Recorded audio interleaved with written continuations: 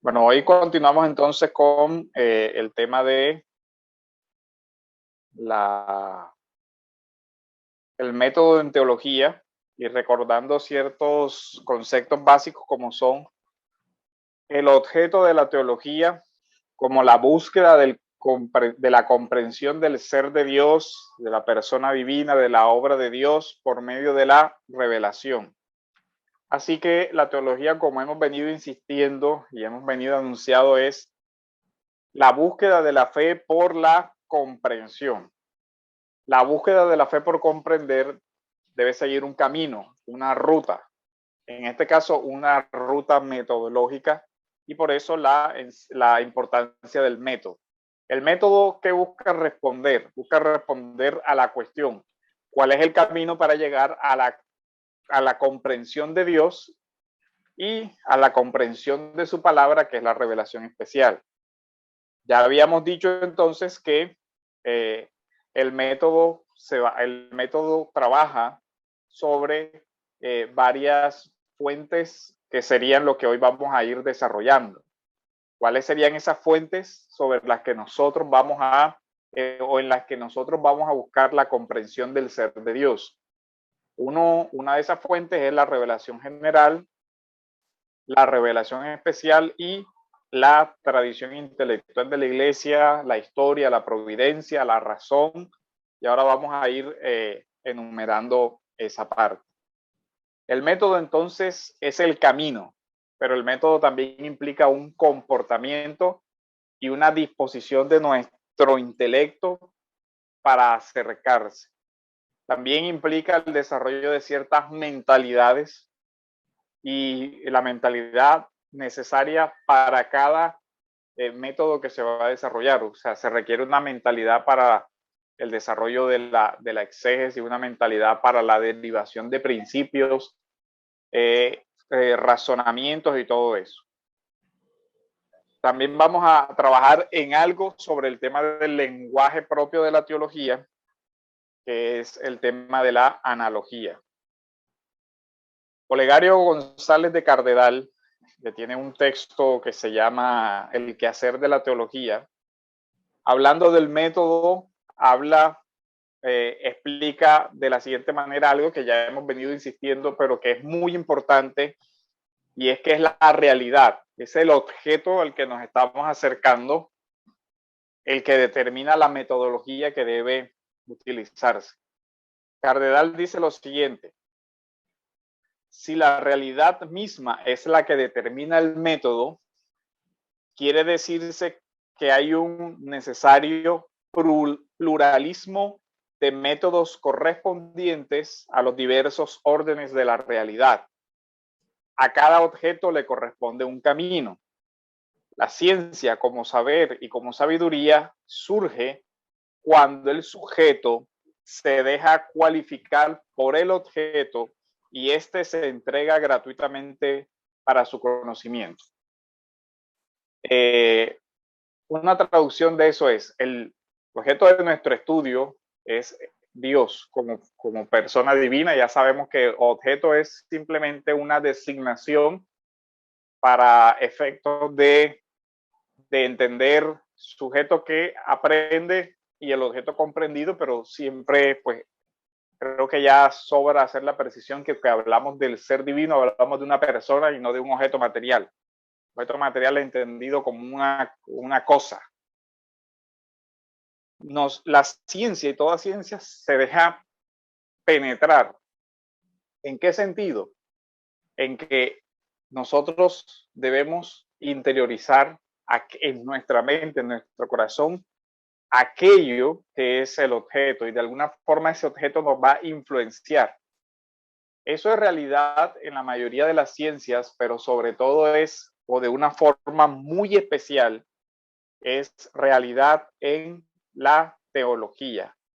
¿Por qué?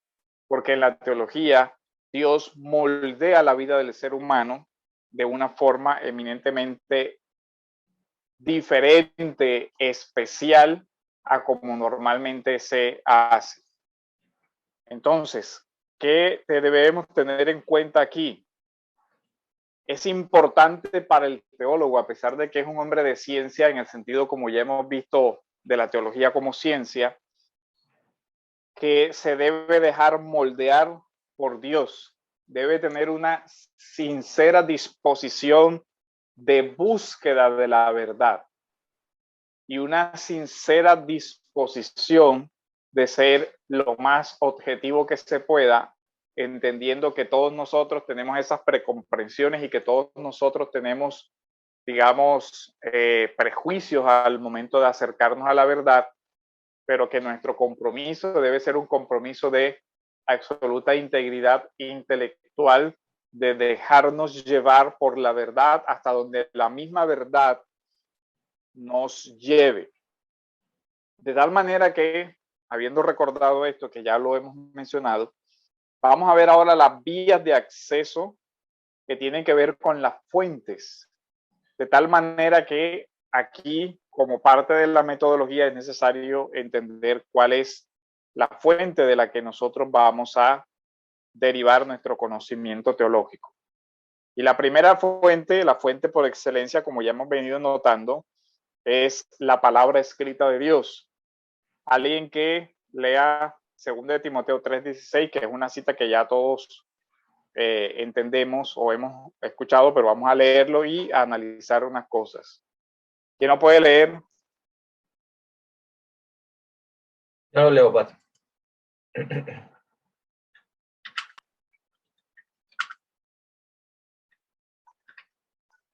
Dice 2 Timoteo capítulo 3, versículo 16. Toda escritura es inspirada por Dios y útil para enseñar, para reprender, para corregir, para instruir en justicia. Ajá. ¿A fin de qué? Ah, el 17 también. Ok. Sí, ¿Sí me escuchan? sí. El 17 también. Ah, qué pena, es que estaba escuchando entrecortado. Dice, voy a leer nuevamente todo el texto. Toda la escritura es inspirada por Dios y útil para enseñar, para redarguir, para corregir, para instruir en justicia, a fin de que el hombre de Dios sea perfecto, enteramente preparado para toda buena obra. Hacer énfasis, el hombre de Dios perfeccionado, ¿por qué? Por el medio que es la palabra. Y decíamos que en ciencia incluso se reconoce que el conocimiento que se adquiere sobre el objeto debe moldear la comprensión del sujeto. Pero esa realidad que se reconoce en la mayoría de las ciencias, porque se entiende que lo que se busca es conocer aquello que es la realidad y no simplemente esbozar impresiones subjetivas de lo que nosotros creemos, y porque eso sería más cercano al tema del método intuitivo, ¿cierto? Aquí no, aquí buscamos conocer. Y como el conocer Dios le ha placido que se dé por una vía de acceso, que es su revelación, como ya la entendemos, entonces esa vía de acceso moldea a el sujeto que somos nosotros. Pero además de eso, porque es un diseño especialísimo, en este caso el que Dios hace, porque su palabra, dice la misma escritura, no vuelve vacía, y su palabra penetra hasta lo profundo del corazón del hombre. Entonces, por eso aquí se parte de que el sujeto que conoce que somos nosotros, somos especialmente susceptibles a ser moldeados por la palabra, porque eso hace parte incluso del diseño divino, y Dios nos dio precisamente la facultad de la mente racional para poder percibir esas verdades, y además nos capacita adicionalmente con la presencia del Espíritu Santo y el don de la fe para que esas verdades puedan llegar de una forma más clara, precisa al corazón del ser humano. Ahora, tenemos entonces la revelación por la palabra, entendiendo además que hay una revelación de la palabra hecha carne, y aquí un eje entonces importante para el ejercicio del teólogo, y es la revelación que se da en la persona de Cristo. Alguien que pueda leer Juan 1:14 y otra persona Hebreos 1 del 1 al 3.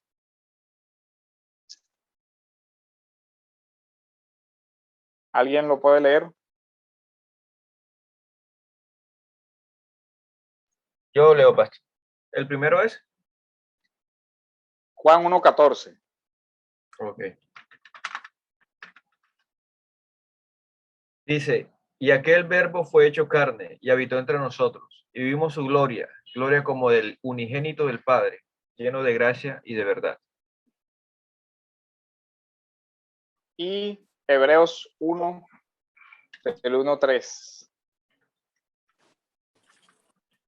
Hebreos Yo 1 del 1 al 3. Ah, bueno, Sí. adelante, 1 del 1 al adelante, 3. adelante, Freddy. 1 al 3 o 1 3. 1 del 1 al 3. Ok. Dios, Dice, habiendo hablado muchas veces y de muchas maneras en otro tiempo a los padres por los profetas, en estos postreros días no ha hablado por el Hijo, a quien constituyó heredero de todo y por quien asimismo hizo el universo, el cual, siendo el resplandor de su gloria y la imagen misma de su sustancia, y quien sustenta todas las cosas con la palabra de su poder, habiendo efectuado la purificación de nuestros pecados por medio de sí mismo, se sentó a la diestra de la majestad en las alturas. Ok, entonces miren algo. ¿Quién es Jesús ahí? En su rol de revelador, ¿cierto? Vamos a ir analizando, vamos a leer el texto y analizándolo paso a paso. ¿Lo puedes volver a leer? Sí, pastor. Dios, habiendo hablado muchas veces y de muchas maneras en otro tiempo a los padres por los profetas.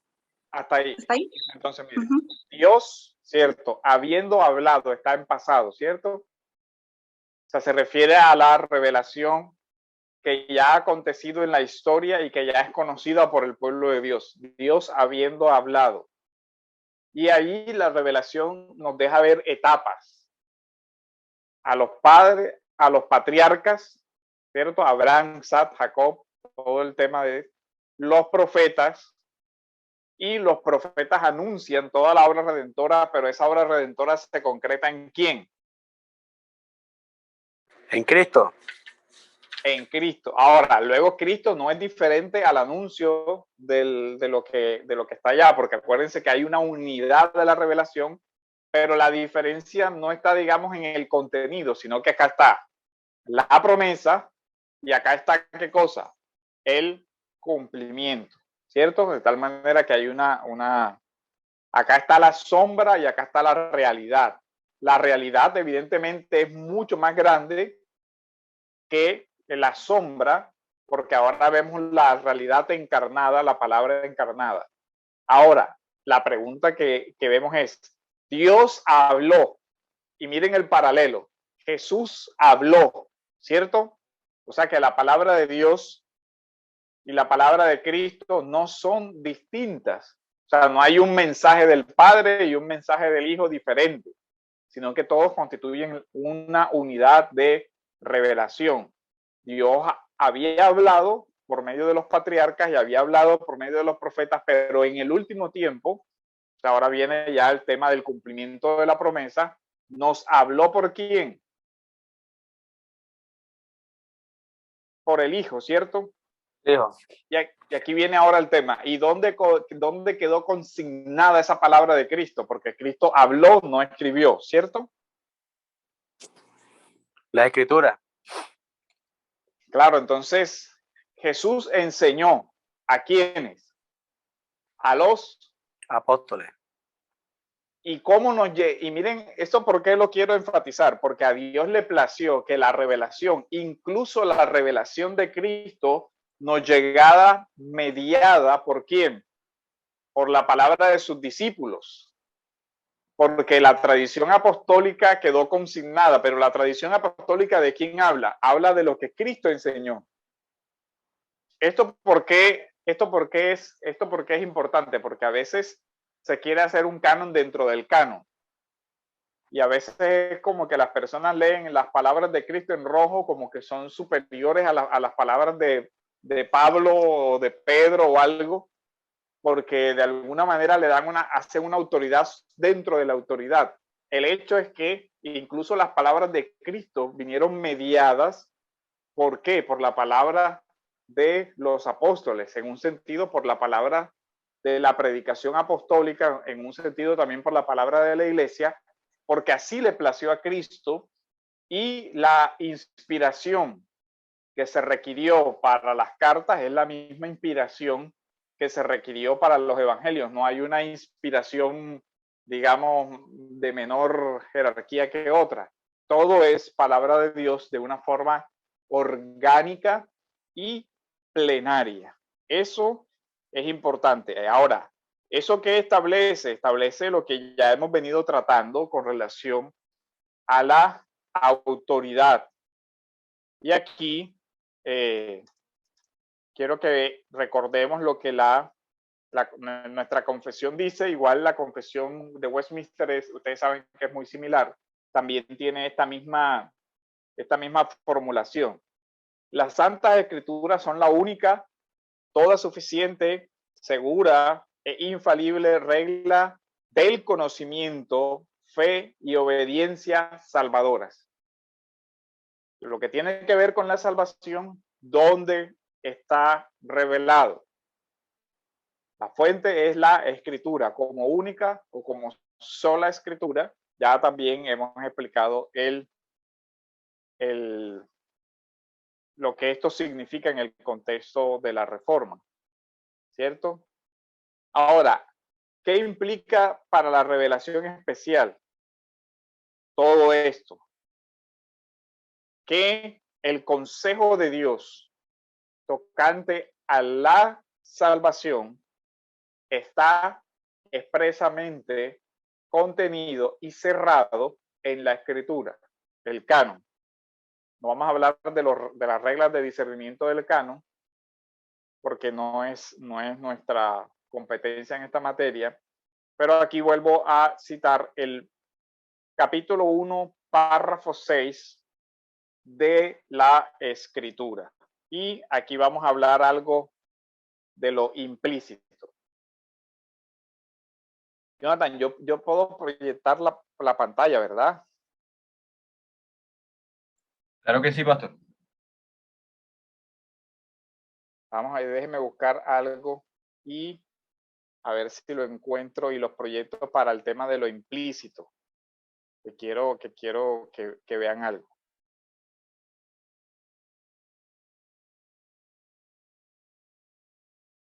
Está en la enseñanza de...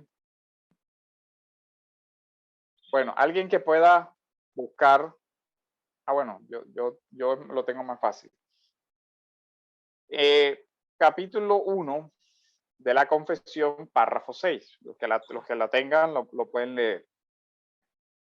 Todo el consejo de Dios tocante a todas las cosas necesarias para su propia gloria y para la salvación, la fe y la vida del hombre están expresamente expuestas o implícitamente reveladas en las Escrituras.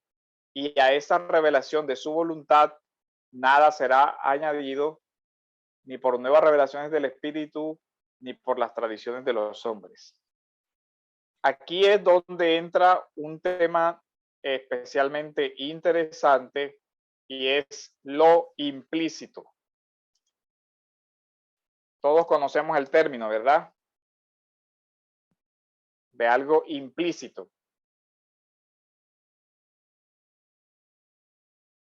¿Alguien tiene alguna duda sobre a qué se refiere con implícito?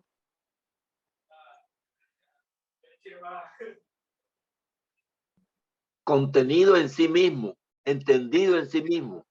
Que no necesita ser explicado, sino que ya está explicado a sí mismo. Esa parte de contenido en sí mismo es importante. Implícito, ahora quiero, ¿cómo hago? Ah, Jonathan, pero es que no estoy en el... ¿Está dónde? No estoy en el... Te lo puedo enviar y tú lo compartes. No estoy en el computador, o sea, tengo el computador, pero no tengo aquí el... Ah, el Zoom, ok.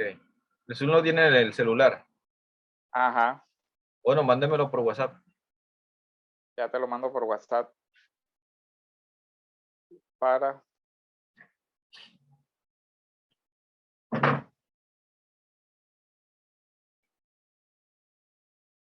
que quiero que vean un diagramita.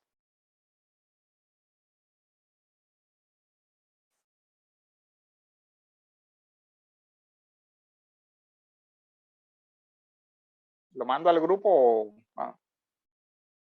Sí, mándalo al grupo y yo lo comparto por acá, por Y Zoom. de paso cualquiera lo puede revisar ahí. Exacto, exacto.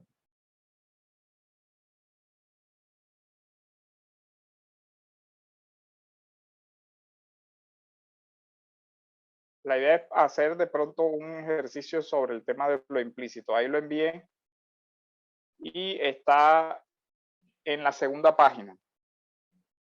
Ok.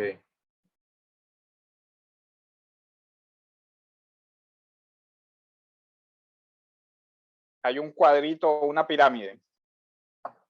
Ok, ya lo voy a buscar.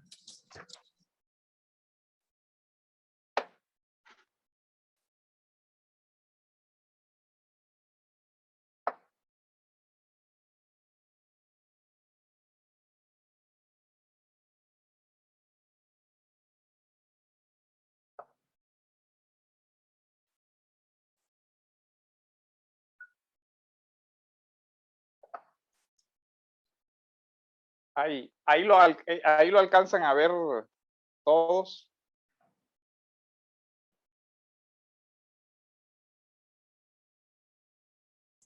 Sí, ¿Ven bien?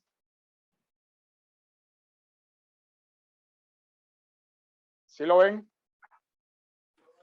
Sí, claro. sí se Aquí ve. tenemos un ejemplo de un mandato negativo, ¿cierto? El clásico no matar. ¿Cuál es ahora? El mandato está construido como una prohibición negativa general, no matar, ¿cierto? Ahora, ¿qué es lo que está implícito en el no matar?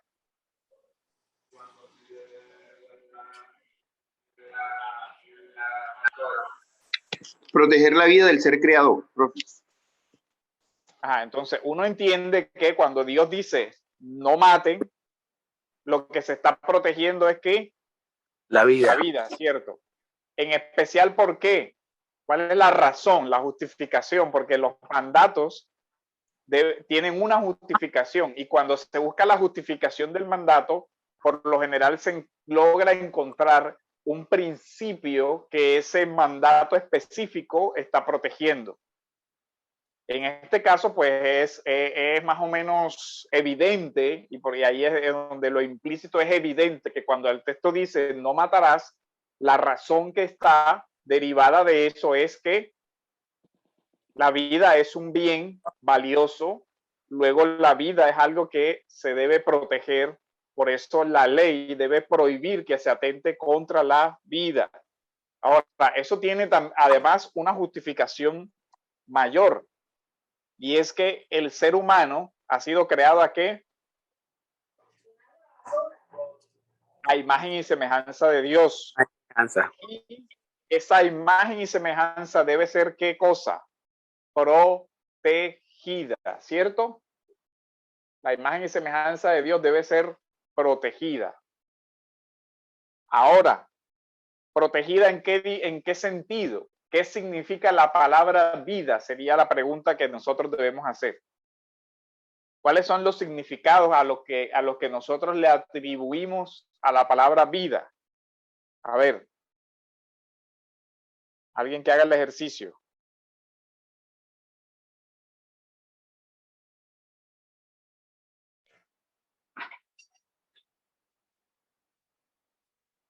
¿Ah? Todo lo que respira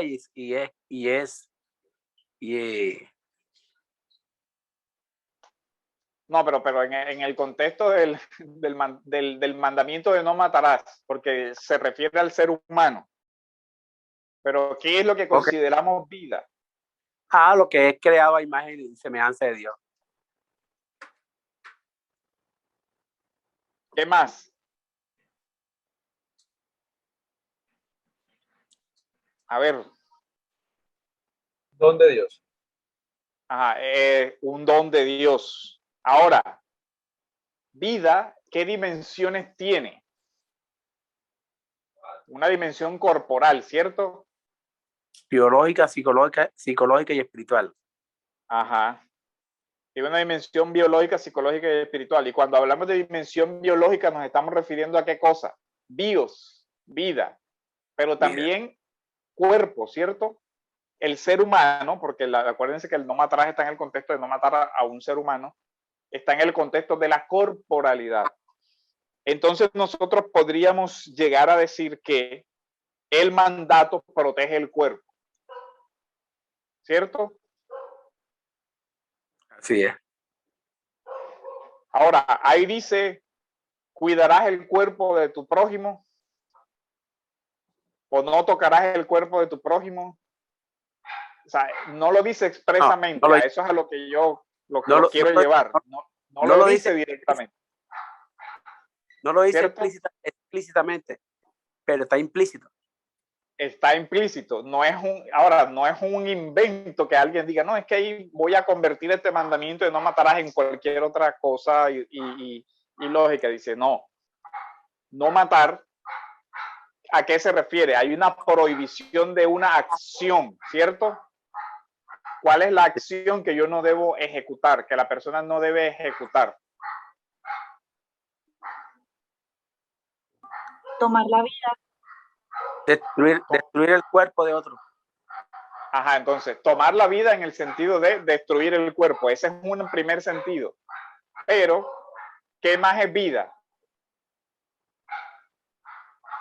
Parte espiritual y psicológica. Ajá. Entonces, por ejemplo, cuando yo hablo mal de alguien, ¿se entiende que estoy dañando su vida? Psicológica. Claro. Entonces, la vida que se protege con el no matarás se puede llegar a extender a la vida de relación de alguien, destruir la buena honra de alguien, es Claro. atentar contra su vida. Claro, en términos general, sí.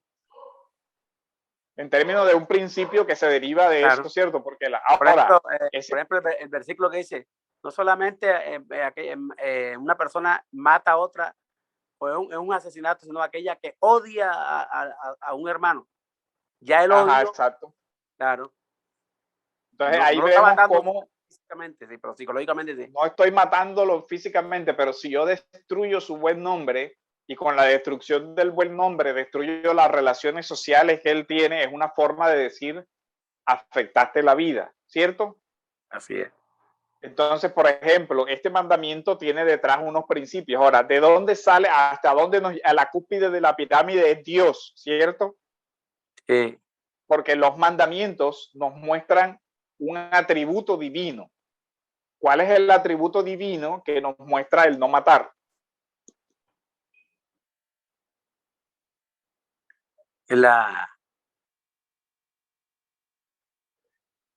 Por ejemplo, cuando se consagra el no matarás, uno puede decir, bueno, está protegiendo la santidad de la vida humana. La vida tiene un carácter sagrado en tanto que la vida es don de Dios.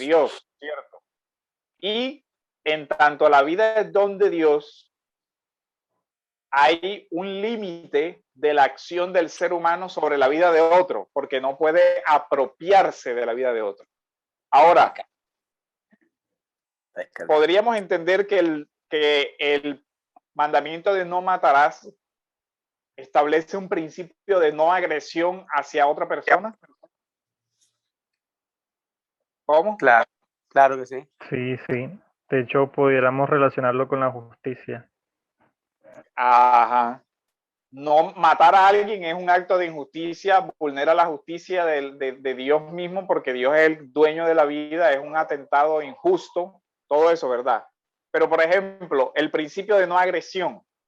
Alguien puede decir, ay, usted se está inventando ese cuento del principio de no agresión. No, ¿está implícito ahí o no está implícito? Claro que sí. Está implícito porque para yo matar a alguien, ¿qué necesito? Agredirlo, Agredirlo. Violentarlo. violentarlo. Entonces, bueno, otra cosa, está prohibida la violencia. Claro. Claro, porque la violencia es el instrumento para matar. Para matar. Entonces, aquí establecemos ese conjunto de principios, ¿cierto? El no agresión, no violencia, todo eso. Ahora, este conjunto de principios implícitos debo armonizarlos con otros tipos de principios, ¿cierto? La sistematización.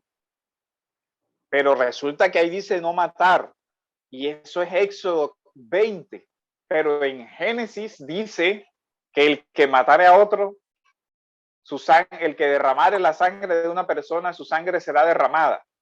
Y uno dice, bueno, eso parece contrariar el principio de no agresión o el principio de que hemos venido tratando. ¿Cómo se armoniza?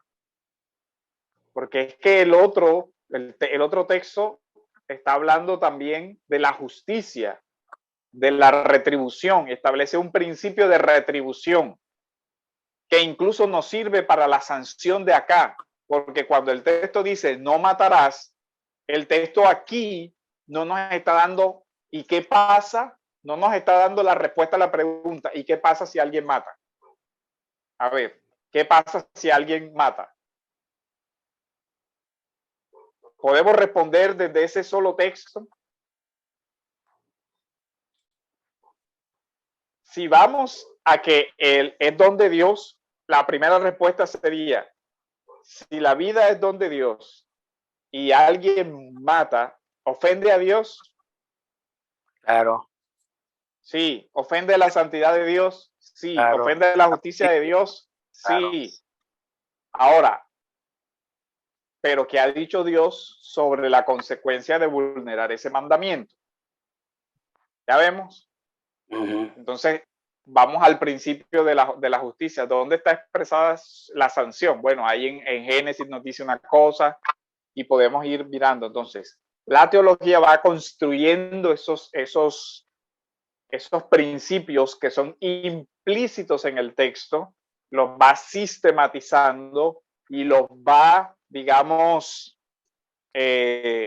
estableciendo. Ahora, ¿qué puede llegar a pasar? Que encontremos principios que al parecer chocan entre sí.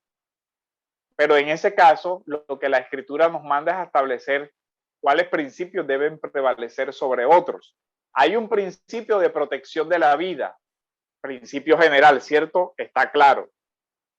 Pero, ¿qué pasa cuando alguien injustamente acaba con la vida de otra persona? ¿Se puede suspender el principio de la protección de la vida por un principio de justicia? Sí. Dios dice, morirá aquel que viole el principio de no matar, ¿cierto? Entonces, ahora, claro, no, este caso que yo estoy colocando aquí es un caso más o menos evidente, o sea, sencillo, porque tiene fines pedagógicos, o sea, tiene fin que ustedes vayan viendo cómo se deducen los principios. Y cuando alguien dice, es que el cristianismo debe defender el principio de no agresión, porque está implícito en la Biblia, y ese principio tiene la misma autoridad. ¿Por qué? Porque así como dice no matarás, también implícitamente está el no agredir injustificadamente a alguien. Eso tiene la misma connotación. No es que el no agredir o el principio de no agresión sea inferior al de no matar, porque precisamente busca la protección de la vida en su integridad. Ahora, agredir a alguien moralmente, me refiero a por ejemplo, a dañar su vida, su buen nombre y todo eso es la vida. Recuerden que incluso Dios habla en ese mismo texto, yo cito en los versículos donde dicen, donde Dios habla de que si dices necio o fato a tu hermano es como si lo hubieras matado prácticamente. Entonces hay un principio de proteger la vida. Ahora, proteger la vida solamente en la parte física. No. No, ¿verdad? Sino en la parte espiritual, psicológica, espiritual, todo eso. La vida es algo integral, porque la vida porque el ser humano, porque la vida del ser humano, y ahora vemos antropología, cómo está estructurada la vida del ser humano de acuerdo al relato de la Biblia. Por una parte material y una parte espiritual. Espiritual. Entonces, yo puedo dañar la parte espiritual también.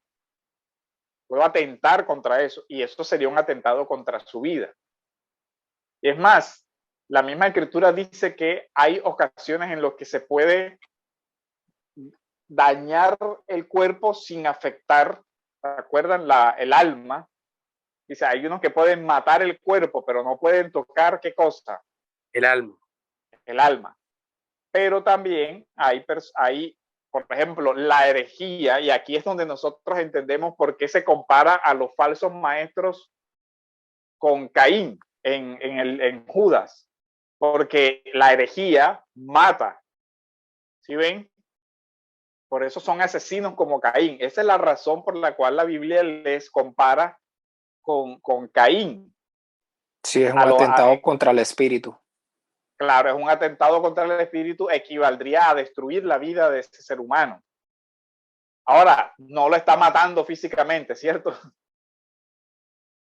Si usted lo ve, sigue por ahí caminando o actuando y haciendo muchas cosas, pero su alma ha sido comprometida, su vida ha sido comprometida.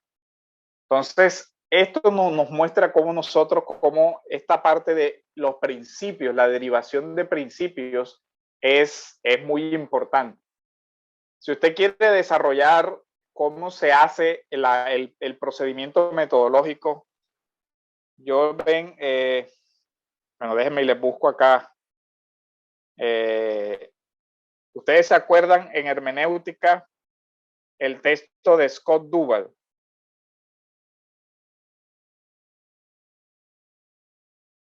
Déjenme ver si hacemos la misma operación hermenéutica.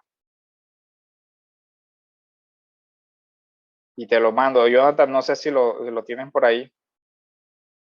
Igual, no vamos a desarrollar hasta a fondo todo esto, porque solamente el ejemplo va a desarrollar lo implícito. Porque algunas personas, y aquí es donde entra el biblicismo, en el sentido negativo de solo es mandato lo que yo puedo encontrar directamente que diga no harás tal cosa. ¿Ya ven? Entonces, un ejemplo sería el de fumar. No, la Biblia nunca dice que yo no fume. ¿Usted qué respondería? No, claro que sí. Hay un principio bíblico que dice que el cuerpo es templo del Espíritu Santo. Pues ya Ajá. Claro. Y Entonces, desde este mismo texto que estamos analizando, dice, claro que hay una prohibición.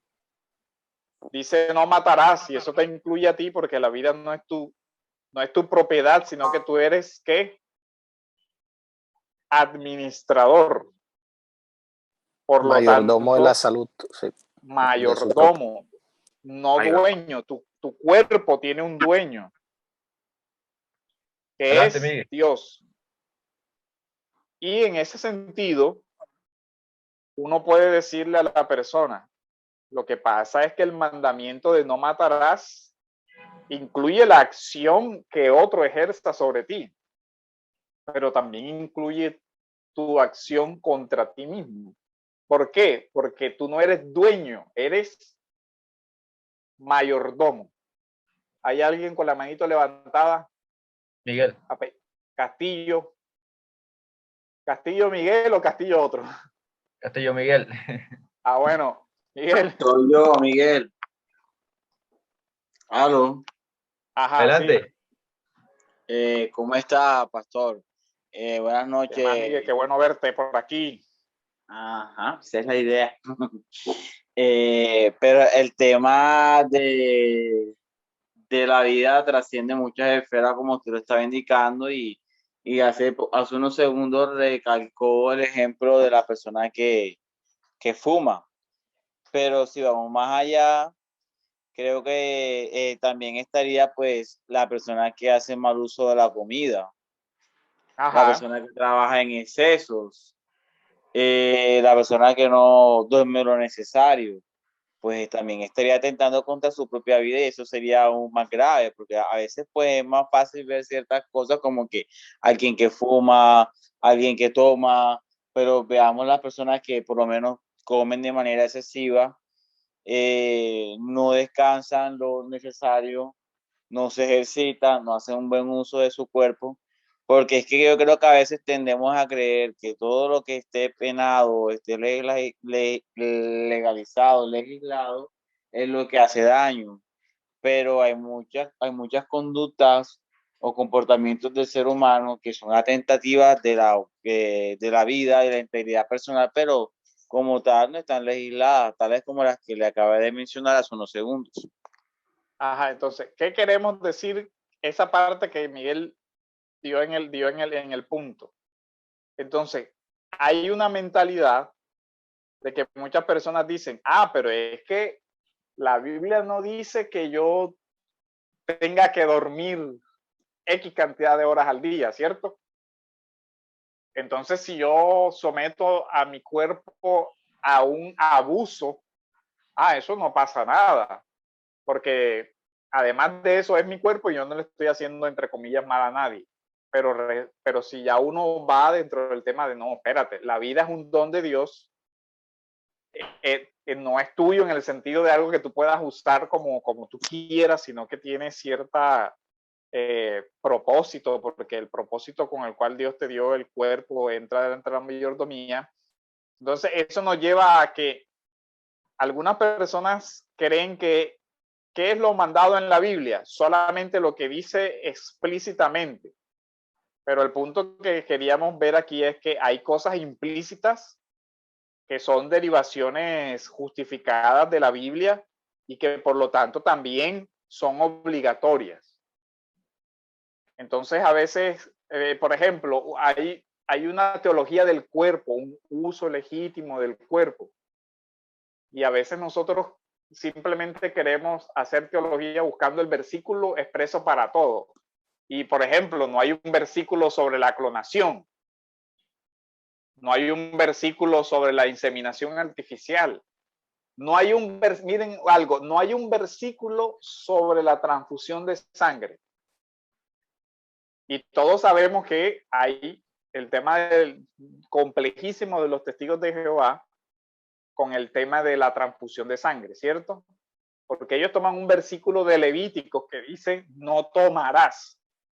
Pero el versículo tiene que ver con la comida ritual de sangre, o sea, con comer, porque es que en la época que se escribe Levítico, ni señales de una transfusión de sangre. Eso no estaba, digamos, en el horizonte cultural del autor, aunque evidentemente Dios, en su omnisciencia, podría prevenir y ver todas las invenciones científicas y regular todo eso, y de pronto a la gente de esa época no lo hubiera entendido y hubiera dicho no harás transfusión de sangre, pero hoy lo entenderíamos.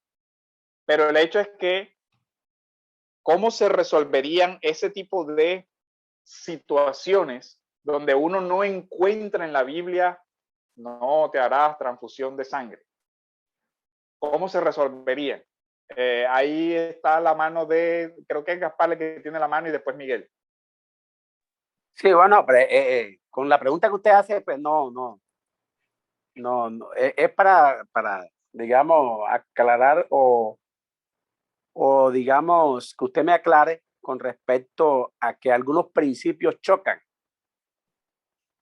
Algunos principios chocan en la Biblia.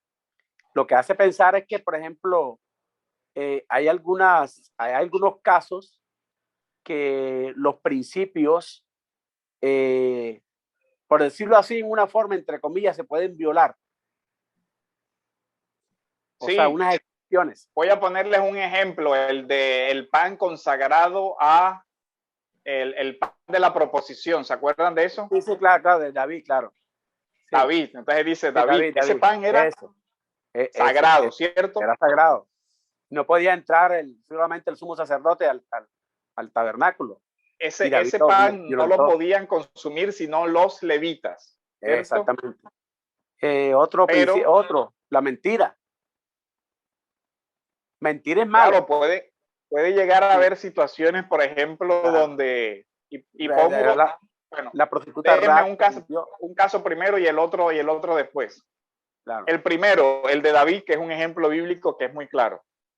El pan de la proposición, que está prohibido que lo consuma cualquier otra persona que no sea levita.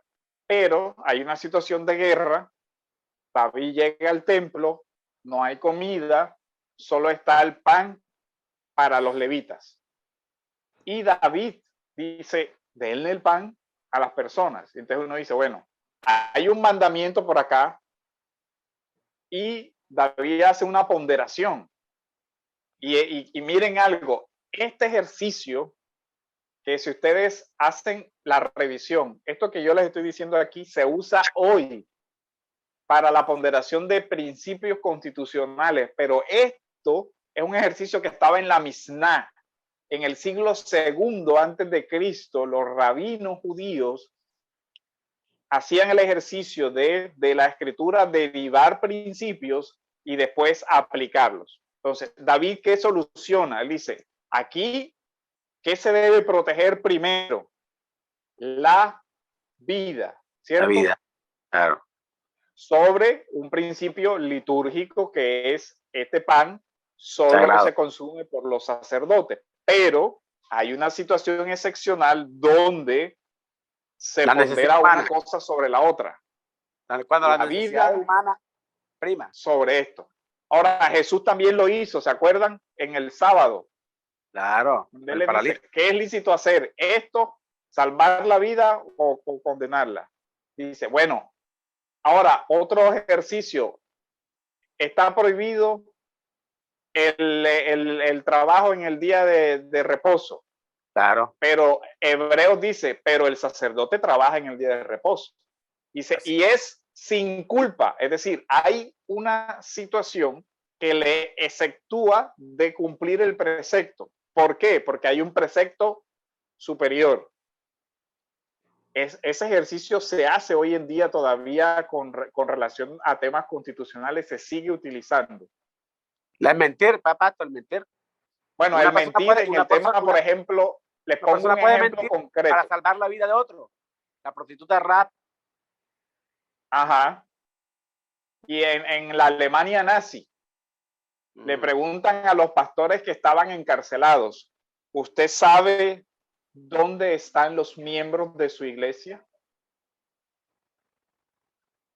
Y ahí uno se pregunta, bueno, ¿debo yo decirle la verdad sabiendo que lo que va a pasar con ellos es que los van a matar? Muchos decían, no lo voy a decir, y otros decían, no sé. No, y obviamente que sí sabían. Pero aquí se hace un ejercicio de ello, hay una protección de la vida que es más valiosa que la obligación de decir la verdad, porque la obligación de decir la verdad, en este caso en particular, va a terminar en la muerte de alguien que además está bajo mi cuidado y protección como pastor. Entonces, esos casos son difíciles. Ahora, hay casos aquí, en estos casos, en este ejercicio de ponderación, de ejercicio de establecer principios y su prevalencia, es que entra el tema de la conciencia, porque alguien puede ponderar diferente a como yo lo hago y esa persona en conciencia puede decir, no, yo prefiero decir que sí sé, pero que no lo voy a decir y que me maten a mí antes que decirlo. Otra persona dice, no, lo correcto es que tú digas que no sabes porque si no te van a forzar a que lo digas y en fin. Y ahí esos son los casos difíciles, los que se convierten en casos de conciencia. Miguel. Miguel, ¿dejaste la mano levantada o la levantaste otra vez? No. Aló. Ajá. Yo levanté otra vez la mano. Ok. La pregunta mía es la siguiente. Usted hablaba acerca de la clonación. Ajá. Señor, ese ejemplo, la irrepetibilidad, perdón, humana. Me llamó mucho el ejemplo, pero me llamaba desde el punto de vista porque, bueno, lo veo como abogado. El ordenamiento procesal, el ordenamiento penal de nuestro país contempla la clonación como delito, bueno, que su nombre técnico no es ese, pero actualmente, hasta el momento, ese delito todavía no se ha consumado. Es decir, el legislador, valga la redundancia, legisló para un futuro. Para impedir. No, legisló a futuro. Por eso, legisló para impedir una conducta. A un futuro, exactamente. Ajá. Porque primero son los hechos, después la sociedad se pone de acuerdo en que si están bien o están mal.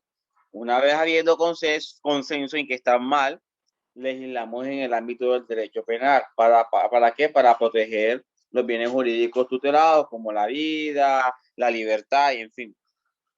Mi pregunta es la siguiente. En la Biblia podemos encontrar casos en que el Señor haya decretado mandamientos hacia futuro, o ya todo ya ha pasado. Ahí, acuérdense que hay mandamientos, por ejemplo, cuando dice, cuando entres en la tierra no harás tal cosa. Eso creo que son a futuro, pero yo ponía el ejemplo y es porque en la Biblia no vamos a encontrar un mandato expreso sobre el tema, por ejemplo, de la clonación. Entonces alguien puede decir, bueno, la Biblia no dice nada sobre eso, entonces es un acto indiferente a la ética bíblica. Yo diría, no es un acto indiferente a la ética bíblica. Reconocemos que de pronto no hay un mandato que diga no clonarás o no repetirás a un ser humano o como quiera que sea. Pero aquí es donde entra, hay algo implícito que solucione el tema, porque donde yo pueda desprender un mandato implícito. Ese sería un ejercicio de investigación teológica, por ejemplo. ¿Ya ven? En esos temas así donde no hay algo explícito, hay que consultar si no se puede desprender de ahí algo implícito. Jonathan, en el libro que te pasé, ¿me puedes hacer el favor y buscas la página 38? Ok.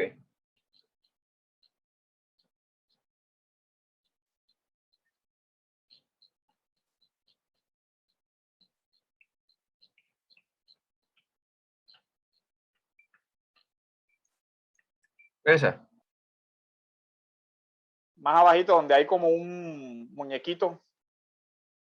Ese muñequito. Ahí. La parte del muñequito. La puedes, bueno, ustedes la ven bien ahí. La del puente. Ajá, la del puente. Ok. Sí, pastor, lo vemos bien. Ok, bueno. Entonces, mire, la Biblia fue escrita en una cultura diferente, ¿cierto? En un lenguaje diferente, en un tiempo diferente, en situaciones distintas. La pregunta es, ¿cómo entonces aplicamos eso que fue escrito en ese tiempo diferente al tiempo presente? Aquí es donde cobra relevancia el tema de lo implícito o de los principios que se derivan de los textos explícitos. De tal manera que el trabajo teológico es armonizar, desarrollar, percibir, entender eso implícito y a partir de ahí dar orientaciones éticas para el tiempo presente. Más adelante, en la página 41, Jonathan,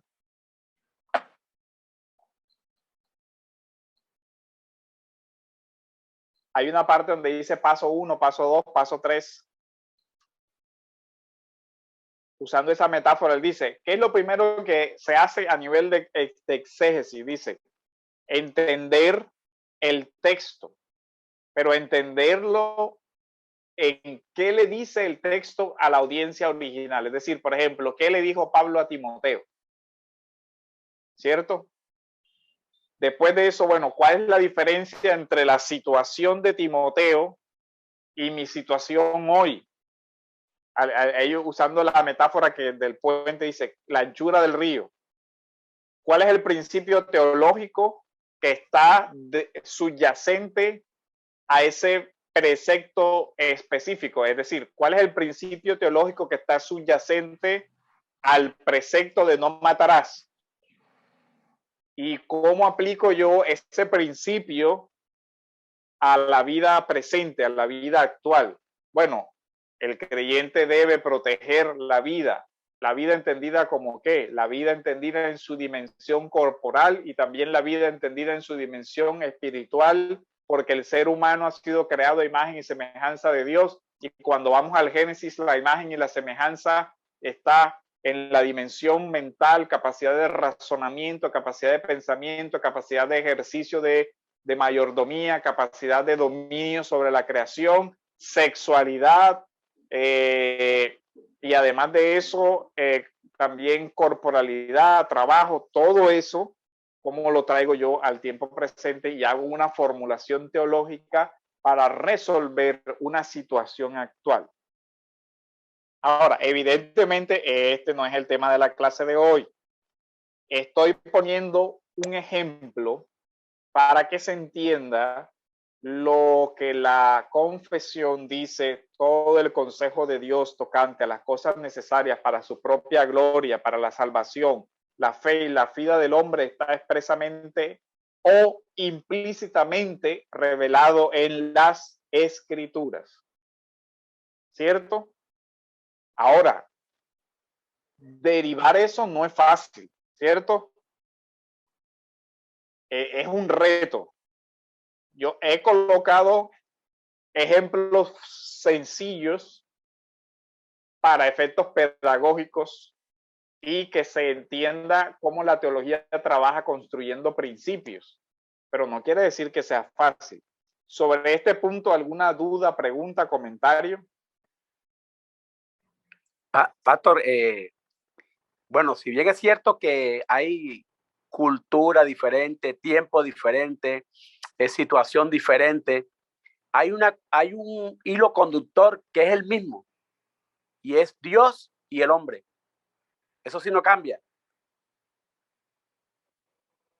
Claro, y la revelación progresiva nos va ayudando a entender el desarrollo de esos principios, y hay algunos principios que están implícitos en un mandamiento, pero están explícitos en otra parte, también puede pasar.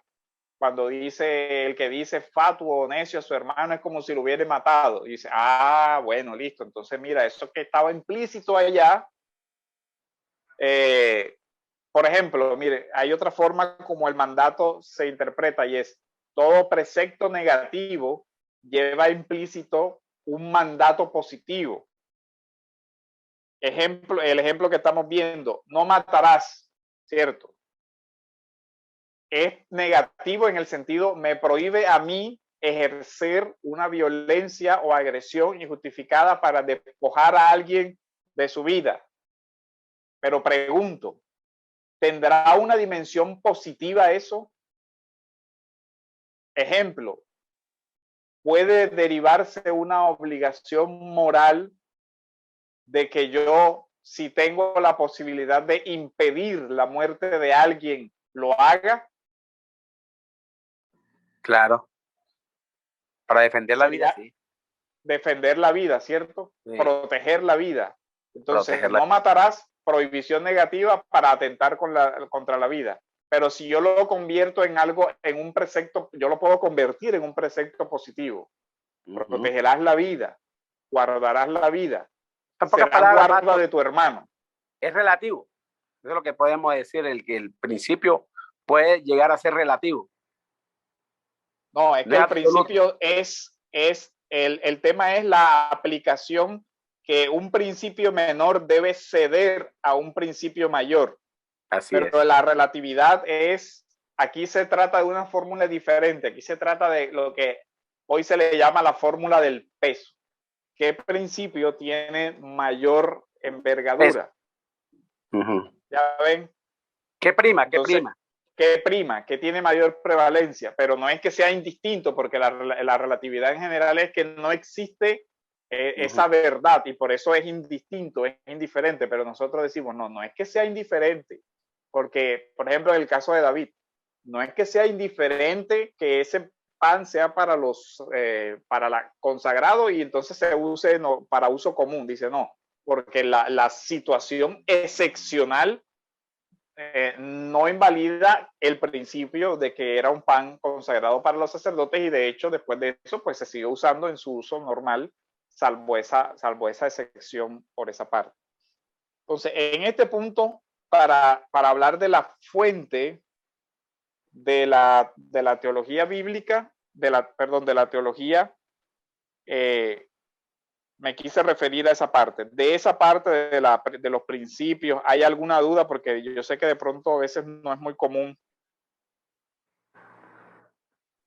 Pastor, en la construcción de estos principios del teólogo creyente, ¿no podemos nosotros hacer un poco de énfasis o recordar que el director, el maestro de estas teologías que están construyendo principios explícitos y lo que se infiere de ellos para construcción de eso, la presencia del Espíritu Santo en el teólogo?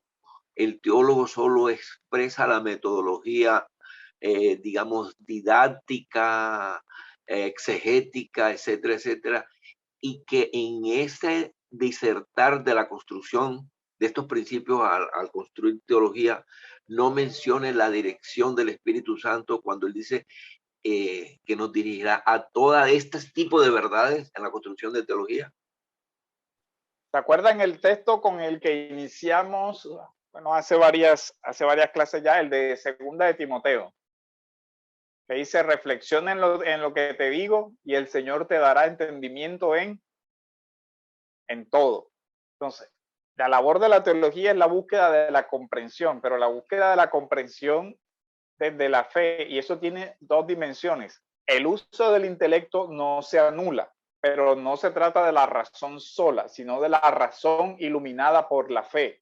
De tal manera que en esto también es importante la condición espiritual del teólogo, cómo está su vida de comunión con Dios, cómo está su oración para que el mismo Espíritu le vaya guiando a la comprensión de esas verdades. No es un ejercicio solo de la razón, pero no es un ejercicio en el que se pueda omitir la razón. No sé si me explico. O sea, es complementario, no es excluyente.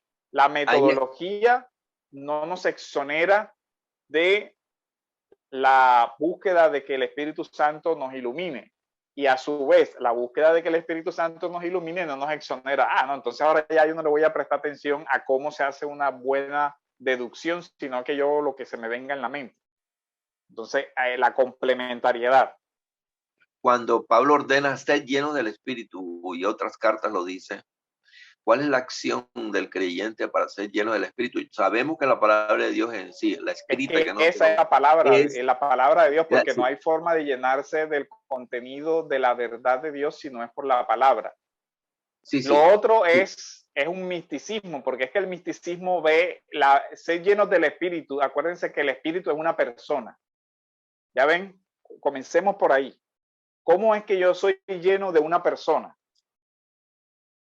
Porque el misticismo es el que ve el Espíritu como una fuerza así, como que algo nebuloso, alguna cosa así. ¿Cómo me habla a mí el Espíritu? Ya, ¿cómo me lleno yo del Espíritu? El Espíritu siendo persona mora en mí, ¿cierto? La palabra sí, porque y ahora dice el Evangelio, mis palabras son espíritu y son vida. Pero no, aquí no estamos, ya hemos entendido, gracias a Dios, que la búsqueda por algunos, ¿cómo es? Pentecostales, por no ordenarle, por mencionar a alguien, ser lleno del Espíritu es como que buscan una fuerza, un misticismo, etcétera, etcétera. Pero la Biblia dice, ser lleno del Espíritu. Sabemos que al leer la palabra y solamente con el razonamiento, sin que el Espíritu Santo guíe, se vuelve un intelectualismo académico, ¿verdad? Entonces se vuelve un intelectualismo académico, una teología por la teología en sí, literal, académica, todas esas cosas. Pero lógicamente Dios nos manda a observar a los maestros, a los pastores en su conducta, en su proceder. Y una de las cosas hermosas y lindas del teólogo consagrado al Señor es que transmite la verdad con una acción espiritual, se llama la humildad, ese don, esa parte del fruto del Espíritu, que es la amabilidad, la mansedumbre, la humildad, con que a sabiendas, mira, Jesucristo que sabía todas las cosas las transmitía con una humildad, pero el que lo oía le decía, pero este es un maestro, ¿por qué dice estas cosas?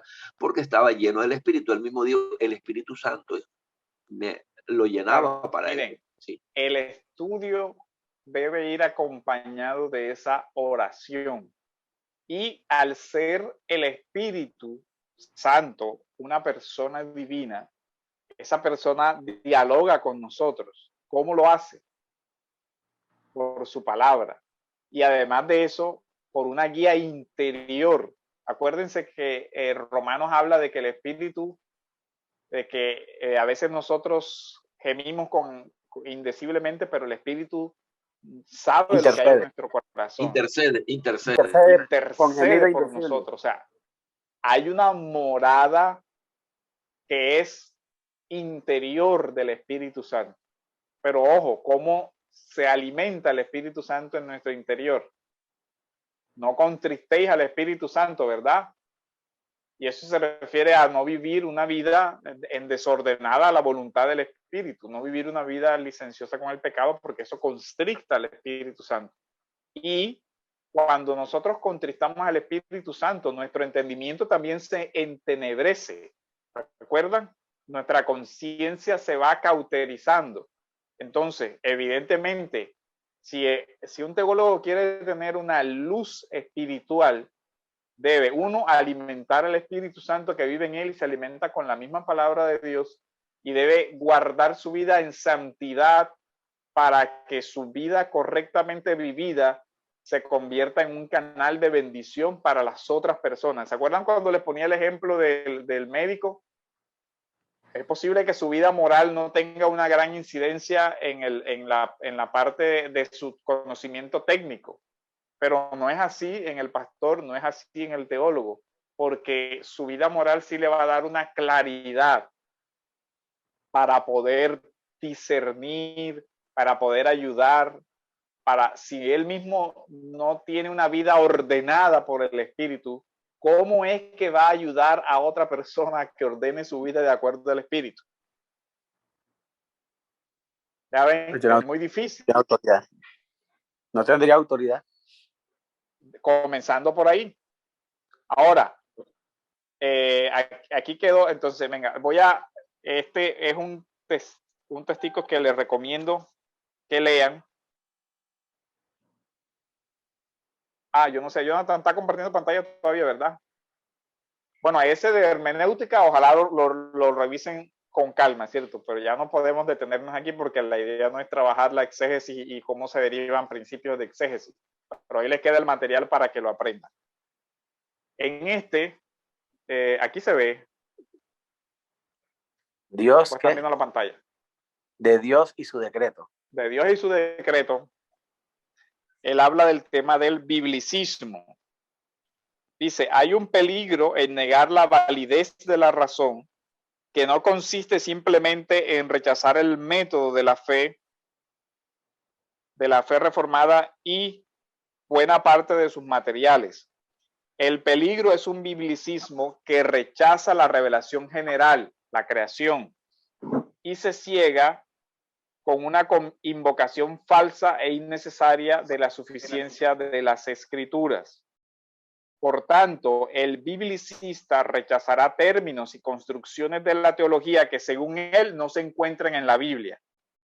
pero tendrá que abandonar entonces el término Trinidad y muchas otras cosas del sistema de la fe cristiana. El conocimiento que acumulamos por medio de la razón no puede contradecir la palabra de Dios, ni puede abarcar dentro de sí al Dios incomprensible. Pero el biblicista que rechaza la razón argumenta usando razones y deducciones para eliminar precisamente la validez de la razón y las deducciones. Esto es irracional. Y aquí pasamos al tema de la revelación general. Ya creo que conocemos el término de la revelación general. La Confesión de Fe de Londres,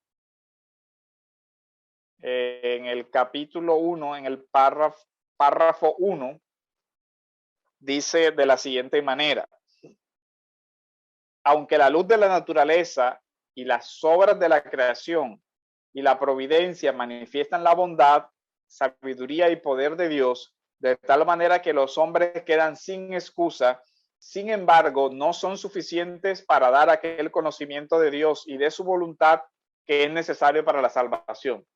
¿Se acuerdan lo mismo que decía Tomás cuando en la cuestión 1? La que estudiábamos el sábado, sobre la revelación, la luz natural, la razón, cómo la teología natural no puede llegar al conocimiento de la salvación. Las verdades salvíficas solo están contenidas ¿en dónde? En la revelación que en la escritura, en la revelación especial. Ahora, Romanos 2 del 14 al 16, ¿quién lo lee? Bueno, Romanos 1, 18. ¿Quién lo lee primero? Aquí no tengo la...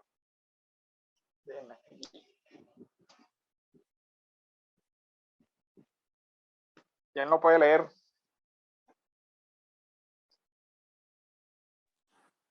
Yo lo leo, pastor. Ajá. Dice de la siguiente manera. Ya por título, la culpabilidad del hombre, porque la ira de Dios se revela desde el cielo contra toda impiedad e injusticia de los hombres que detienen con injusticia la verdad. 19. El 19 dice, porque lo que de Dios se conoce les es manifiesto, pues Dios se lo manifestó. Alguien tiene, bueno, yo tengo aquí Biblia de la Nueva Biblia de las Américas. ¿Alguien tiene otra traducción diferente del versículo 19? NTV o la internacional o alguna otra versión? ¿O alguien que tenga esa aplicación? Aló. ¿Me escucha? Ajá. Sí. Bueno, en la NBI dice, me explico, 2 puntos. Lo que se puede conocer acerca de Dios es evidente para ellos, pues Él mismo se lo ha revelado. La NTV dice, ellos conocen la verdad acerca de Dios porque Él se la ha hecho evidente. Y la traducción al lenguaje actual dice, esa gente sabe todo lo que se puede saber acerca de Dios, pues Dios mismo se lo ha mostrado. Ok. No ¿Recuerdan si cuando... ¿Quieres que lea otra? Ajá, no, esa. Y esta, la Nueva Biblia de las Américas dice así. Pero lo que se conoce acerca de Dios es evidente dentro de ellos, pues Dios se lo hizo evidente. Recuerdan que ya la filosofía manejaba lo que se llaman los principios evidentes, y ya lo hablamos en la clase anterior. El primer principio por excelencia evidente y que no puede ser negado es el principio de no contradicción, ¿cierto? Porque son cosas que la mente humana percibe y que son evidentes en sí misma y que no pueden negar. Bueno, es lo mismo acá, dice, la creación evidentemente, o sea, de una forma muy clara, manifiesta cosas sobre Dios. ¿Qué cosas? Versículo 20. Porque desde la creación del mundo, sus atributos invisibles, su eterno poder y divinidad, se han visto con toda claridad, siendo entendida por medio de lo creado, de manera que no tienen excusa. Revelación general es general en dos sentidos. En el sentido de que su contenido es general, pero también en el sentido de que va dirigido a todas las personas, tanto creyentes como incrédulos. El incrédulo puede llegar a decir, oye, sí, es lógico decir que esto tiene un diseño, porque concuerda con que la creación tenga un diseño. Es lógico decir que quien hizo esto tiene un gran poder. Es lógico decir que quien hizo esto tiene una gran inteligencia. Pero ¿quién es? Esa revelación general no llega hasta decir eso. Y decir que el que hizo eso es Cristo, tampoco llega a la revelación general a decir eso. Pero lo cierto es que la revelación general transmite cierto conocimiento. En la conciencia humana hay ciertas ideas, y aquí viene el debate de si son innatas o no son innatas. Yo creo que sí son innatas, pero igual para los efectos académicos ahora, sea que una persona sea innatista y crea que a partir de la imagen de Dios en el hombre tiene un contenido, aunque sea mínimo, de ciertas verdades esenciales, como la verdad de Dios, el germen de la religión, como lo llamaba Calvino, o una idea de Dios en su corazón, o como decía Agustín en las confesiones, tiene un vacío de Dios, un vacío que solo puede ser llenado por Dios, o que Dios haya diseñado su mente de tal manera que pueda llegar a deducir estas verdades a partir de la evidencia empírica. Por cualquiera de las dos cosas, el tema es que la revelación general transmite un conocimiento y es un conocimiento cierto de Dios. Cierto no quiere decir perfecto, es decir, el ser humano puede llegar a deducir, hay un Dios, hay un poder sobrenatural, y eso explicaría el fenómeno religioso consecuente y constantemente difundido en todas las culturas del mundo.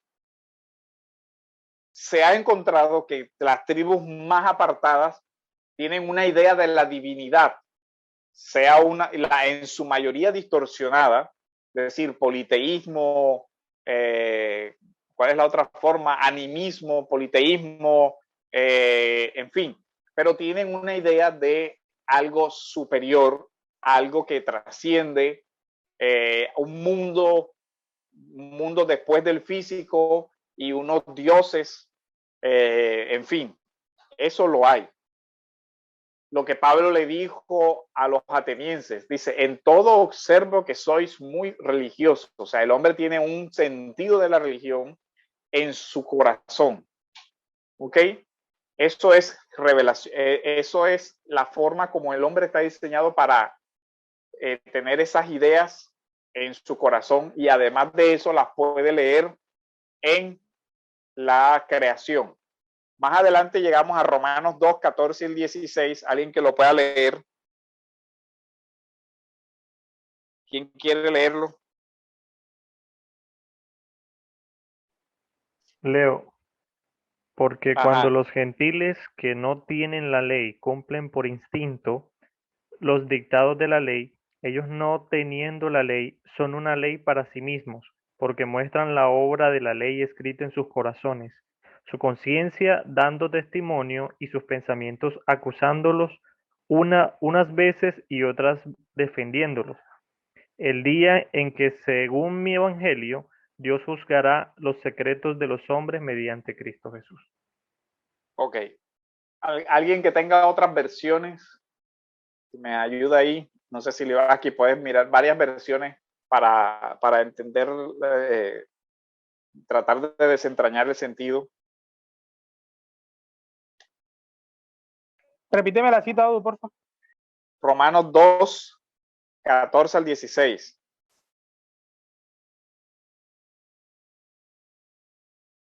Ok, ¿me escuchas?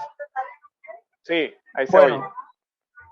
Del 14 al 16, en la traducción al lenguaje actual dice, porque los que no son judíos obedecen los mandatos de la ley de Dios, aunque no la conozcan, pues ellos mismos saben qué es lo bueno y qué es lo malo.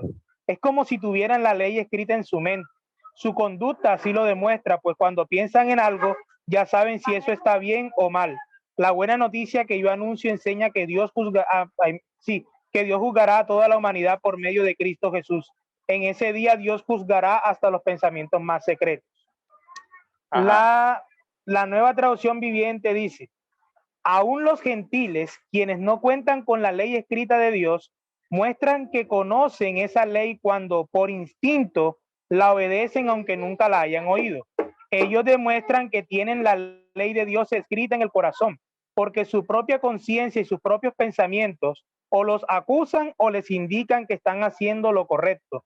Y el mensaje que proclamo es que se acerca el día en que Dios juzgará por medio de Cristo Jesús la vida secreta de cada uno. Y la NBI dice: de la ley cumplen por naturaleza lo que la ley exige. Ellos son ley para sí mismos, aunque no tengan la ley. Estos muestran que llevan escrito en el corazón lo que la ley exige, como lo atestigua su conciencia, pues sus propios pensamientos algunas veces los acusan y otras veces los excusan.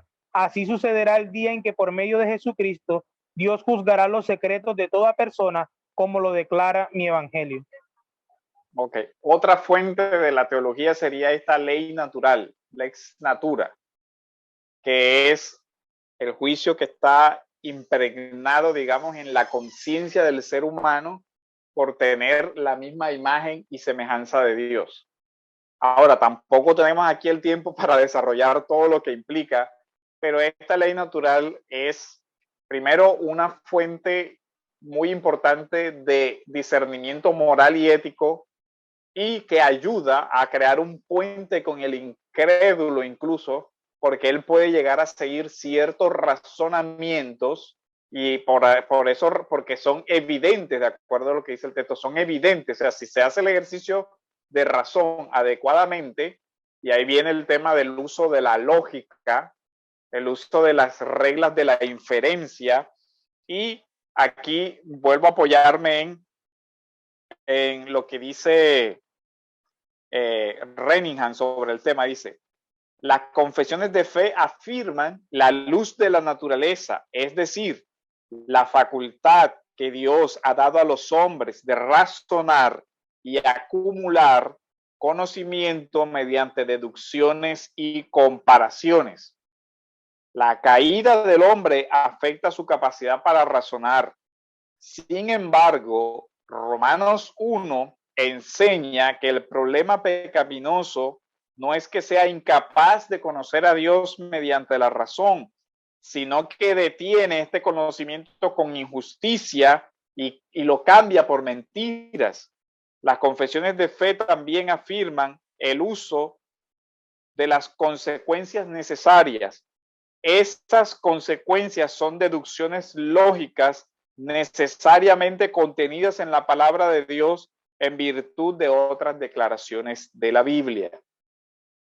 ¿Qué dice la confesión? Párrafo 1, capítulo 1, párrafo 1. Aunque la luz de la naturaleza, la luz en el sentido de la enseñanza de la naturaleza, lo que ilumina la naturaleza, lo que la naturaleza nos permite comprender, dice: aunque la luz de la naturaleza y las obras de la creación, aquí habla la creación como la creación enseña, recuerde Salmo 19, los cielos cuentan la gloria, la providencia de Dios, el gobierno providencial de Dios, también nos enseña y manifiestan la bondad de Dios. La naturaleza, la creación, la providencia manifiestan la bondad de Dios, la sabiduría y el poder de Dios, de tal manera que los hombres quedan sin excusa. Sin embargo, no son suficientes para dar aquel conocimiento de Dios y de su voluntad que es necesario para la salvación. Por eso lo que veíamos en la clase anterior, la revelación especial era necesaria ¿para qué? Para la salvación, porque la revelación general solo es suficiente para condenar justamente al hombre, de tal manera que ningún hombre puede decir: es que yo no sabía. Dice: no, ahí tenías los cielos que cuentan la gloria de Dios, y si veías los cielos, eres culpable. Porque tu misma conciencia te da la capacidad de ese juicio. Entonces, la revelación humana, perdón, la revelación natural es percibida por esa razón humana. Ahora, esa razón humana es susceptible. Miren que la capacidad de razonar, digamos que es algo que viene como intuitivamente con el ser humano. Ahora, la capacidad de razonar, por supuesto, se puede perfeccionar y mejorar por un entrenamiento en las leyes de ese razonamiento, pero la mayoría de las personas no necesitan un entrenamiento especializado en lógica para hacer deducciones adecuadas, ¿cierto? De hecho, nosotros conocemos esa sabiduría popular donde los mayores o las personas mayores tienen una capacidad de inferir cosas que uno a veces no logra ver, pero que para ellos son naturales. Lógicamente, hay personas que tienen un entrenamiento por cualquier otra razón que llegan más allá. Pero en el tema de la revelación natural, estamos hablando de ley natural también cuando hablamos de existe, que esa ley natural existe en virtud de la naturaleza humana. Es un orden o una disposición que hay en la razón humana para descubrir, según la cual la voluntad humana debe actuar para estar en concordancia con los fines que son necesarios para el ser humano. La ley no escrita o el derecho natural no es otra cosa que esta. Esa es cita de Maritain, Jacques Maritain, la encuentran en la bibliografía que les pasé. El desarrollo de la ley natural es antiguo, incluso antes de la redacción del Nuevo Testamento, antes de que Pablo escribiera estas palabras, ya había un desarrollo grande de la ley natural desde el estoicismo, porque el estoicismo planteó cerca del 350 al 250, ya planteó el concepto de naturaleza, de la cual se deriva el derecho natural, y ya esto también lo venía hablando o lo presuponía Platón cuando habla de una ley universal que se equipara con la conciencia cósmica del ser. Está consignado, esto fue importantísimo para el desarrollo del derecho romano, de tal manera que el concepto de ley natural que venía desde el estoicismo y que tenía ya raíces también en Platón y en Aristóteles, tiene su mayor desarrollo bajo la influencia del cristianismo a partir de este texto que vemos de Romanos 2, 14 al 16. En este texto hay un artículo interesante que ahora no recuerdo cómo se llama el profesor. Es un profesor de la Universidad de Navarra que tiene un artículo sobre la historia de la interpretación de Romanos 2.14 en la patrística y cómo también este texto fue uno de los ejes fundamentales de los que se construyó el llamado derecho de gentes, el jus gentium, y pasó al derecho romano, y cómo el derecho romano hasta muy entrado en la Edad Media se construyó en gran manera sobre la conciencia de que había un derecho escrito y había un derecho que era natural y que pertenecía a la naturaleza de las cosas y a la naturaleza humana, y que el derecho no era solamente la ley escrita, sino también el derecho era esa ley natural, y que cuando había alguna inconsistencia entre la ley escrita y la ley natural debería prevalecer la ley natural. De hecho, el concepto clásico del derecho romano es que el derecho escrito versa sobre las cosas que son indiferentes. Un ejemplo, es indiferente que la ley de tránsito diga que se debe transitar por la derecha o por la izquierda, porque es algo que si la ley dijera todo el mundo debe transitar por su izquierda o todo el mundo debe transitar por su derecha, es algo indiferente. O sea, no cambia el ser de las cosas. Pero hay cosas que sí no pueden ser sujetas a modificación humana porque no son indiferentes, sino al contrario. Por ejemplo, la manipulación del cuerpo no es indiferente porque el cuerpo tiene un uso natural. Entonces, esa parte es muy importante. Hay una cita que les quiero compartir y está en el Tratado de Cicerón sobre la República. Estamos hablando del 106 al 43 antes de Cristo. Y miren lo que dice Cicerón. Ciertamente existe una ley verdadera, conforme a la naturaleza, conocida de todos, constante, sempiterna. A esta ley no es lícito añadir o derogarle algo, ni tampoco eliminarla por completo. No podemos disolverla por medio del Senado o del pueblo. Tampoco hay que buscar otro comentador o intérprete de ella. No existe una ley en Roma, otra en Atenas, una ahora, otra en lo porvenir, sino que una misma ley eterna e inmutable rige toda la humanidad en todo tiempo, y hay un solo Dios como un maestro y señor de todos, autor, sancionador, promulgador de esta ley.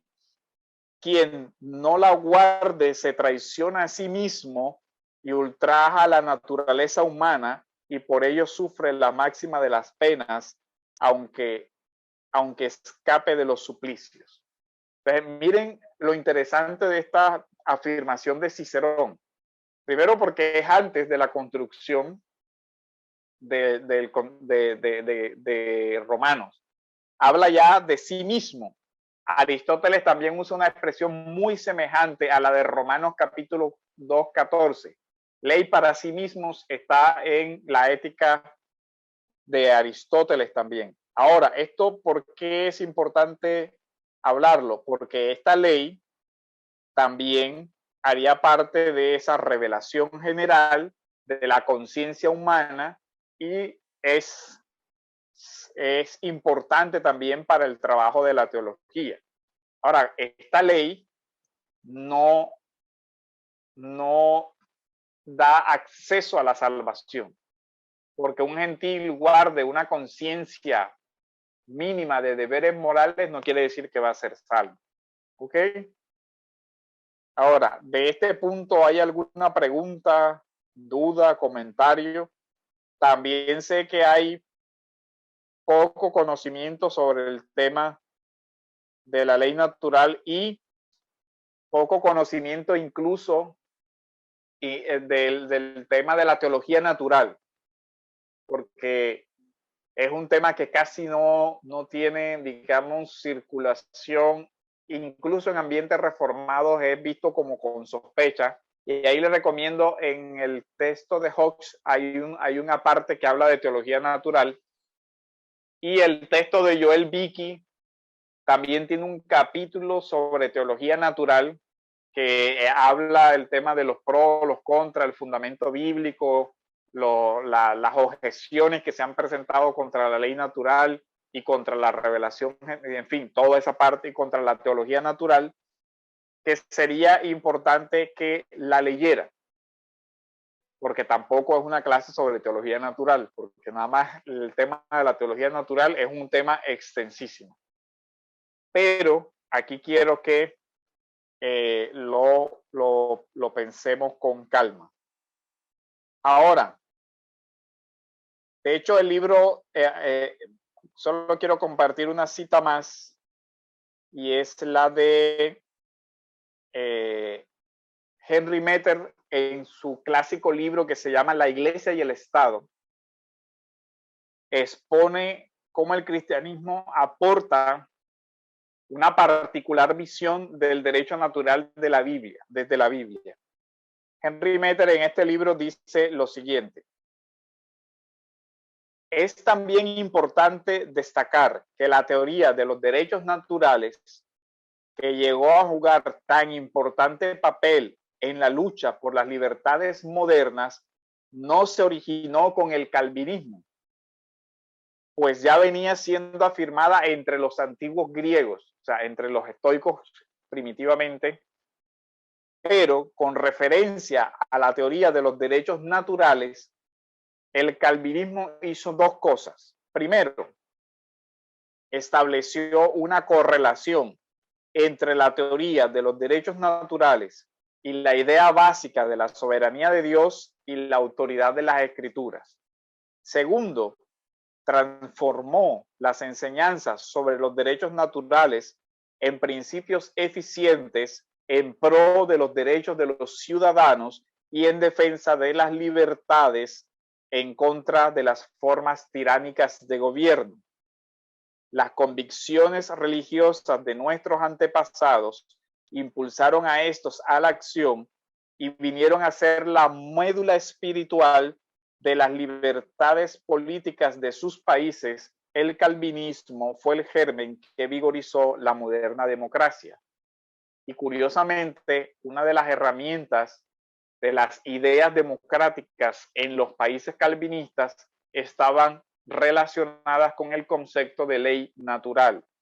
Por ejemplo, por concepto de ley natural se habla de la participación de todas las personas en las decisiones que los afectan, porque todas tienen ese mismo derecho natural. Y así se fue originando todo el tema. Ahora, de tal manera que la ley natural la colocamos dentro del tema de la revelación general, porque hace parte de esa parte de la conciencia humana, de la conciencia de todo ser humano, aún del ser humano caído, tiene una conciencia moral, algunos límites morales, algunos más claros que otros, algunos tienen unos límites más, digamos, bien formados que otros, en fin, eso no es uniforme, pero sí, digamos que el teólogo complementa o entiende que a partir de esa ley natural también se ayuda a la formación teológica. Gaspar. Pastor, una pregunta. Si bien es cierto que la revelación especial es la que trae salvación, como usted siempre lo ha dicho, la ley natural no, pero y que prácticamente lo que se quiere decir es que a partir de la escritura, a partir, por decir así, del canon del Nuevo Testamento, es que empieza a introducirse, o Dios empieza a revelar lo especial para salvación. La pregunta es, antes del canon, los apóstoles, que no estaba todavía estipulado el canon, ¿cómo era juzgado los apóstoles para salvarse? O sea, ¿cómo se le presentaba a Dios? Porque la ley, la revelación especial, antes de establecerse el canon del Nuevo Testamento. Y antes, en el Antiguo Testamento, ¿cómo hacía Dios para que la gente se salvara, siendo que no tenían las escrituras? Porque la ley natural, ya los griegos, como usted lo dijo, ya lo venía promulgando. Y es decir, que ya la ley natural en el Antiguo y Nuevo Testamento está vigente, por decirlo así. Pero la ley, la revelación especial en el Antiguo Testamento no estaba vigente. Entonces, ¿cómo se salvaba a la gente si no tenía la revelación especial? Es la pregunta. Acuérdense que el libro de Hebreos en el capítulo 11, cuando habla del tema de los héroes de la fe, hace un desarrollo desde Noé y todo eso. Dice que Noé halló gracia ante los ojos de Dios. Es decir, la salvación, como ha sido por gracia desde el primer testamento, ha sido también por medio de la fe. Por medio de la fe en lo que hasta ese momento Dios había revelado. Y recordemos que la promesa de la salvación fue una de las primeras cosas que Dios reveló en Génesis 3:15, la promesa de la simiente que salvaría. Desde ese punto de vista, la fe en esa promesa, que en ese momento era apenas una semilla y que se fue desarrollando, era suficiente para la salvación de aquellos que confiaban en la esperanza de ese hijo de la mujer que vendría a salvar. Y ahora, incluso la fe es salvífica antes de la ley, porque si ven, la fe, dice Hebreos también explica, la fe fue dada primero. O En Abraham. Y la ley llega después. Luego, la ley no es contraria a la fe, sino que la ley llega precisamente para encauzar, organizar a un pueblo de acuerdo a la fe que ella profesa. Entonces, hay estadios o progresión de la revelación donde hoy los apóstoles tienen una fe, digamos, más clara porque tienen el cumplimiento de la promesa. Pero dado que siempre ha sido por gracia, por fe, desde el primero hasta el nuevo, no por el grado de conocimiento sobre la revelación especial que se tenga, porque hay un mayor grado de conocimiento, digamos, evidentemente en el Nuevo Testamento, y nosotros conocemos muchas más cosas, digamos, en términos cuantitativos de lo que llegó a conocer Abraham, porque llegó hasta una etapa donde Dios le enseñó, pero el tema es que su fe es una fe salvífica y es una fe que tenía algún tipo de revelación especial hasta ese momento, aunque no estaba escrito, porque recuerden que la tradición oral de la revelación fue uno de los primeros estadios y los padres Abraham, Isaac, Jacob pasaban lo que Dios les había enseñado por medio de tradición oral de familia en familia hasta que fue puesto por escrito. Entonces, así se conservó la revelación por medio de esa tradición oral hasta que se puso por escrito, pero evidentemente que hay etapas y como esa revelación especial escritural es progresiva, hoy nosotros tenemos la luz de la revelación del Evangelio, pero la fe, el don de la fe es igual en Abraham, en Noé, en los héroes de la fe del Antiguo Testamento que en los del Nuevo. Hasta aquí hay alguna pregunta para la otra, para, digamos, dejar aquí y vamos a hablar de otras fuentes que serían fuentes secundarias, como serían la tradición eclesiástica, la historia y algo sobre la razón, muy corto porque ya hablamos de la razón y la fe bastante. Básicamente nos vamos a enfocar en la otra clase y la última, en el tema de la tradición eclesiástica. Vamos a ubicarnos en la importancia para la construcción de la teología de lo que son los credos primitivos, los concilios universales y las fuentes patrísticas ortodoxas.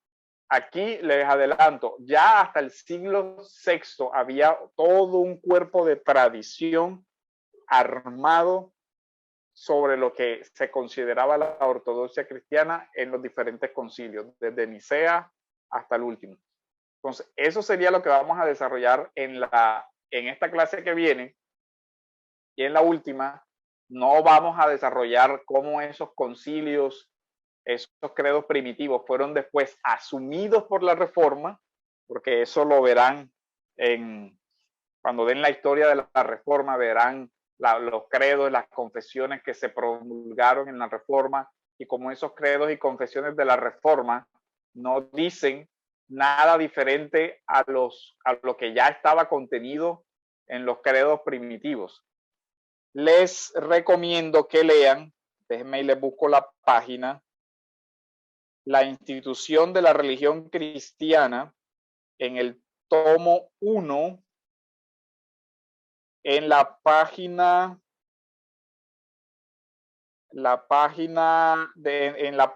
391 hay un capítulo donde Calvino habla sobre los concilios. Por favor, lo leen. Déjenme lo verifico un momento. A ver, denme un segundito aquí, busco el libro.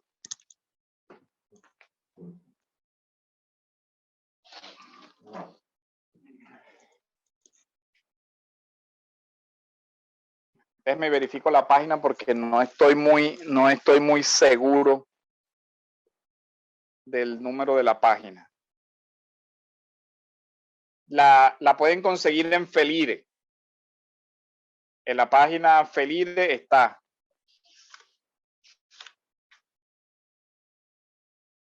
No, esa no es la página.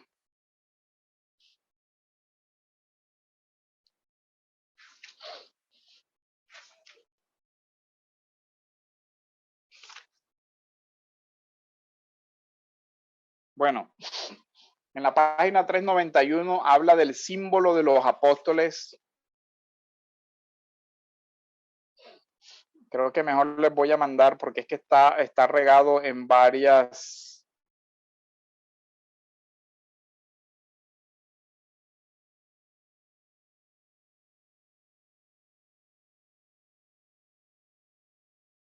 En varias páginas. 36. 391. Ya déjeme y busco acá. Los concilios.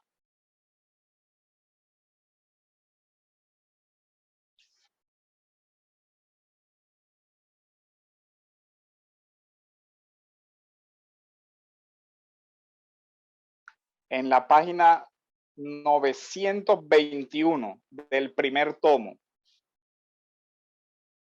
Ah, no, 921 ya es el segundo tomo. Capítulo 9, los concilios y su autoridad. Página 921. Me equivoqué ahí. 921. Igual les voy a mandar, ahora les voy a mandar un documento que se llama Las fuentes patrísticas en la teología de Calvino. Van a buscar la página 11 y ahí van a encontrar lo que Calvino dice del símbolo de los apóstoles y después lo que dice del credo, del credo y los concilios. Esa parte es la que vamos a ver. Vamos a explicar el credo apostólico, el concilio de Nicea, el concilio de Calcedonia, el credo de Atanasio y la patrística en general. Eso es lo que vamos a desarrollar en la próxima clase, entonces por favor lean ese capítulo. ¿Hasta aquí hay alguna pregunta, duda, comentario? Todo bien, todo bien. Yo creo que,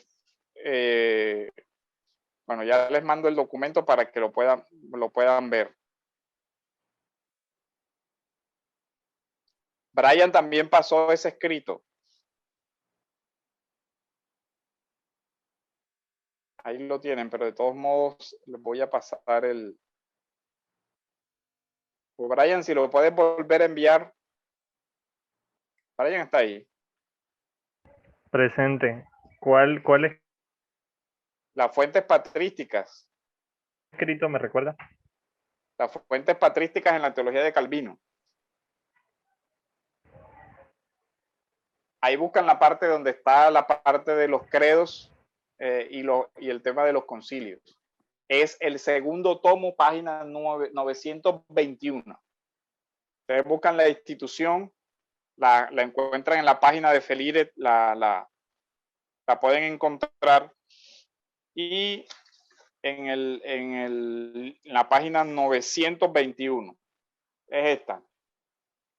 Institución de la religión cristiana. Página 921. Usted busca Felire y Felire tiene la institución para descarga gratuita y es legal. ¿Ok? La pueden buscar, la pueden bajar. ¿Hasta aquí hay alguna pregunta, duda, comentario? Si no, ya terminaríamos por hoy y en la otra clase entonces desarrollaremos el tema de los concilios en la tradición.